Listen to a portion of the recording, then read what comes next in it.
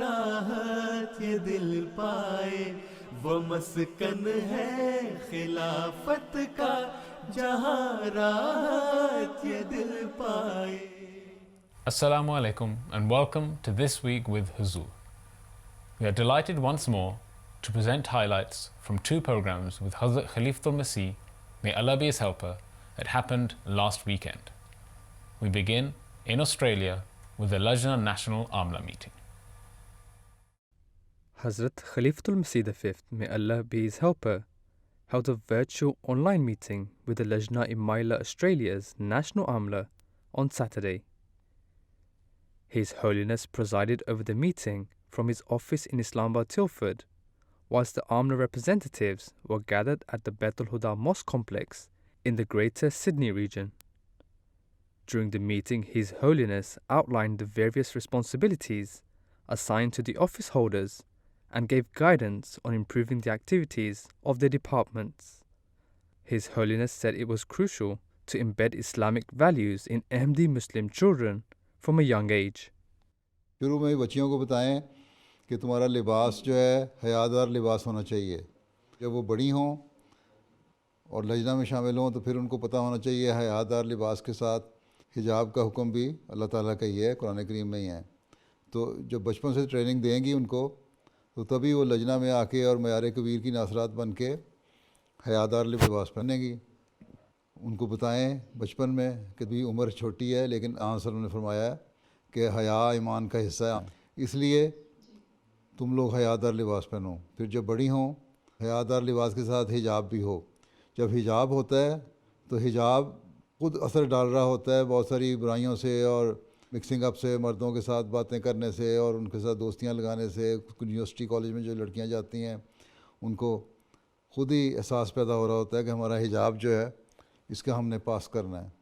تو تربیت اگر بچپن سے آپ کر دیں ناصرات کی عمر میں تو لجنہ کے سارے مسائل حل ہو جاتے ہیں، لجنہ کو کبھی شکایت نہیں ہوتی. ٹھیک ہے، اس لیے بہت بڑا کام ہے جو ناصرات کا ہے. تو بھی اسے تربیت کر لیں تو بڑی اچھی بات ہے، کیونکہ جب کالج میں یونیورسٹی میں جائیں گی لڑکیاں تب ان کو پتہ ہونا چاہیے کہ ہم کیا ہیں. پھر ان کو پتہ ہونا چاہیے کہ احمدیت کیا چیز ہے. بہت ساری بچیوں کو یہی نہیں پتہ، قرآن بھی پڑھا دیتی ہیں، حدیث بھی پڑھا دیتی ہیں، لیکن ان کو یہی نہیں پتہ کہ حضرت مسیح علیہ السلام کیوں آئے. جب ہمارے پاس قرآن بھی ہے، ہمارے پاس حدیث بھی ہے، ہمارے پاس آخری رسول بھی ہے صلی اللہ علیہ وسلم، تو مسیح موعود کی ضرورت کیا ہے؟ یہ باتیں بچپن سے ہی پتہ ہونی چاہیے. حضرت مسیح موعود آئے تو کیوں آئے، کس لیے آئے، اور اس لیے آئے کہ یہ بھی حضرت صلی اللہ علیہ وسلم کی پیش گوئی تھی، اس کو پورا کرنے آئے. تو یہ چیزیں جو ہیں یہ بچپن سے ذہنوں میں ہونی چاہیے، اور جب یہ بنیادی چیزیں ہوں گی تو تبھی وہ آگے بڑھیں گے. بڑے بڑے مسائل تو سیکھ ہی لیتے ہیں لوگ ہیں.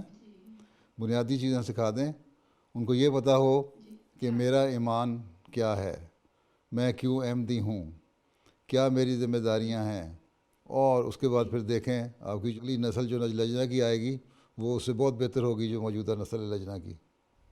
During the meeting, beloved Hazur, may Allah be his helper, highlighted the importance of working as a team and training others. خود کام کرنا اور اچھا کام کرنا کوئی کمال کی بات نہیں ہے.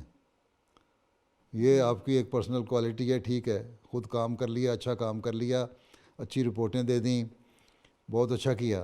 لیکن اس کے ساتھ اگر آپ نے اپنی ٹیم نہیں بنائی، اپنی سیکنڈ لائن نہیں بنائی جو آپ کے کام کو بعد میں سنبھال سکے، تو اس کا مطلب آپ نے کچھ بھی نہیں کیا. خود کام کرنا اصل کام نہیں ہے.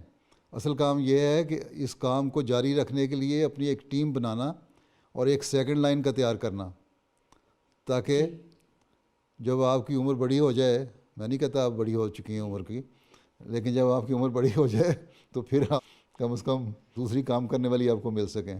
تو ہر جو یہاں لجنہ سیکرٹری بیٹھی ہے اس کا کام یہ نہ دیکھے کہ میری عمر 40 سال ہے یا 45 سال ہے یا 35 سال ہے یا 50 سال ہے. آپ نے پھر بھی اپنی ایک سیکنڈ لائن تیار کرنی ہے.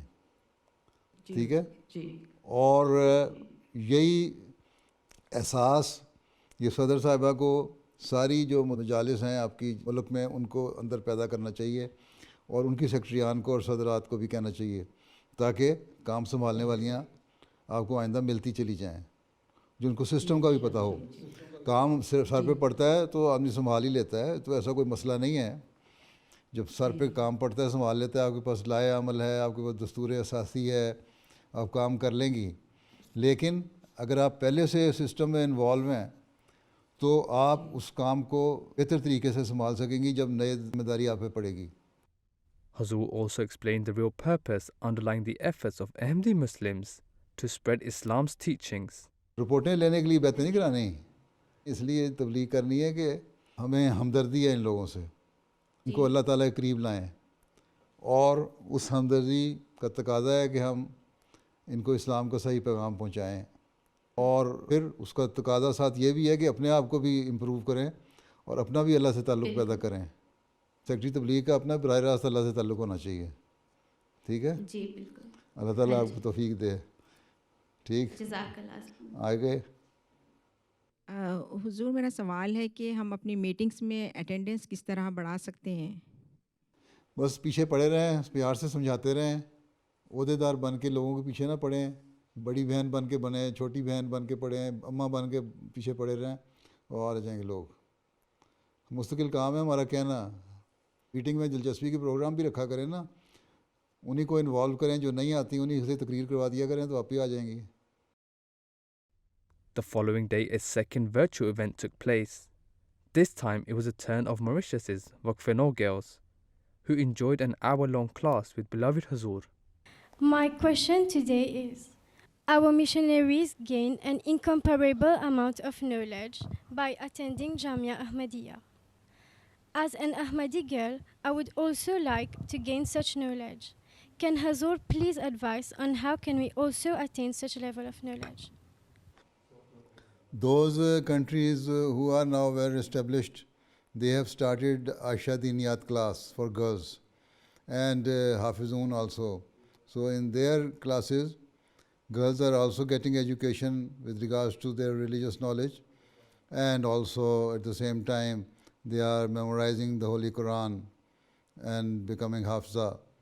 So when Mauritius Jamaat is well established, although it is established, but still lacking the resources. So when you have enough resources, I hope some training courses will also be started for girls here in the Mauritius, because it is difficult to send you out to any of the international Jamia. And also at the same time, there is no international Jamia Ahmadiyya for girls. So for the time being, you have to increase your knowledge by reading yourself and struggling hard for obtaining that knowledge. So I'm sorry that for the time being we cannot make any arrangement for you. But still, you can increase your knowledge by reading the books of the Prophet Messiah Islam and the other Jamaati literature. One girl asked how children should save themselves from a negative reaction when their parents punish them. You see, first thing is that your parents should not punish you on small things. They should politely and kindly advise you that you should do this and do that and behave well. And if you are too much overactive and disobeying all the instructions of your parents and putting them in trouble, then sometimes they punish you. If you are not doing your studies and even doing some bad things, then obviously you will be punished. But on small petty things, they should not do like this. Even Hazrat Masih has said that I don't like that parents punish their children on small and petty things. Even they should tolerate each and everything of their children and pray for them, that Allah Ta'ala reform them and remove their shortcomings and the problems they have. So first of all, parents should pray to Allah Ta'ala that Allah Ta'ala make their children well behaved, good, pious, and bring them among those people who are pious and obeying the instructions and commandments of Allah Ta'ala. This is the first thing. Secondly, I don't like the parents should punish the girls. They should punish boys more than the girls. If they do like this, then you will be happy, right? So when you are well behaved, nobody will scold you. If you are following all the commandments of Allah Ta'ala, nothing will happen like this. So if you are only blaming your parents, you should also see yourself. Are you obeying all the commandments of Allah? And even after that, if your parents are still not happy with you, then we can say the parents are not good, but children are good. Right? When you become a parent, then you should use this lesson to your children. Right? One day, inshallah, you will be mother. When you are mother, then you take care of your children in a proper way so that they become the good asset for the community. Huh? Yes. My question is, normally we do our personal dua in sajda. However, if we forgot to ask something specific and that we have just finished namaz, do we have the right to do dua after saying salam? The prayers actually shows that you are in the presence of Allah Ta'ala. Allah Ta'ala has told you that when you are in prayers, you are close to me. And especially when you are in the posture of sajda, when you say Assalamu alaikum, and then after that you raise your hand, that is nothing. That is a tradition evolved by non-Ahmadis. But we say that whenever we are in the presence of Allah Ta'ala, we should say everything to Him. Not that when we leave His house or when we leave His company, then we ask prayer for Him. Although Allah Ta'ala is present everywhere, and cannot say that we have left Allah Ta'ala or Allah Ta'ala is not present while we are out of the atmosphere of the prayer. But at the same time, there is a special time given to us by Allah Ta'ala that when you are offering your prayer, then you seek my help and say whatever you like. When you forget one thing, then this is why you have 5 daily prayers. Then the next prayer you can ask the same thing from Allah Ta'ala. Even in another prayer, there are 8 sajdas. And in Zohar prayer, there are 20 sajdas. In Fajr prayer, there are 8 sajdas. Right?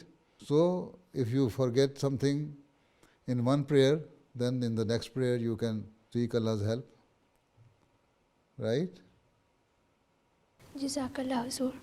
My question is, how does the Nusrat Jahan scheme work exactly? Nusrat Jahan scheme.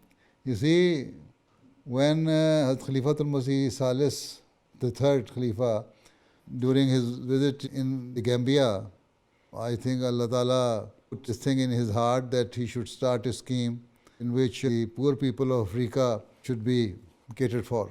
And he started that scheme, and he gave that scheme the name Nusrat Jahan Leap Forward Scheme. So that scheme is to help the poor people of Africa in their education and to help the poor people of Africa with regards to their health problems. And this is why he started opening hospitals and schools in African countries. This is Nusrat Jahan scheme. And if you become teacher or doctor, you can be sent to any of the African countries. Even Mauritius is also among African countries, but conditions are better than quite a number of other African countries which need you and need your help. Right? Okay, Jazakallah. It is said that in Hadith that a person who drowns becomes a shaheed. Why is it so, and does it apply to everybody? You see, the person who dies of stomach illness is also shaheed, and there are so many other categories of shaheeds. And it might be because while drowning, he might be struggling hard to save his life and he could not. He might be seeking Allah's help and forgiveness, but ultimately he drowned and died. So Allah Ta'ala may forgive him, but the main thing is that he should be a mu'min. He should be the person who is obeying the commandments of Allah and is a good believer. Not that a kafir who does not believe in Allah Ta'ala and then while drowning he says, "Oh Allah, save me," then no, he is not a shaheed. The condition is if you are a good believer and then if you have drowned in the river or water, then of course Allah Ta'ala says, yes, you are a shaheed. But the condition is that you have to be a good believer. This is what the Holy Prophet ﷺ has said. Drugs is being spread in our school to a large extent nowadays. Some students are even selling drugs at school. What advice can Huzur give us to protect ourselves and our children against this? Normally, it is everywhere in the world nowadays. This is a big mafia which is causing all this problem. They are utilizing school children to sell their drugs. They give them small amount of drug in the beginning free of cost. And when they get addicted, then they ask them, okay, we shall give you these things free of cost if you give us some favor and sell these things among your fellow students or other people. The society is now completely corrupted. There are no morals in the society. They don't care what they are doing with the children of the nation. Everybody is now selfish. So we should try to let our children know that these are the bad things, and we should avoid the company of those students or those people who are doing these bad jobs. We have to be very vigilant, keep eye on those people, and then whenever you see they are doing this, admonish them. And main thing is to pray for your children that they are not involved in such type of habits. So it's very much difficult. Even governments are against it. So if you come to know about some person who is destroying the life of your children, then you can inform the concerned authorities to take action against those people. Be watchful with regards to the behavior of children and their day-to-day activities. And then pray for them as well, that they are not involved in such type of habits. Okay? When we have attained a certain spiritual level, what can we do to ensure that we persevere from there and not fall again due to weaknesses?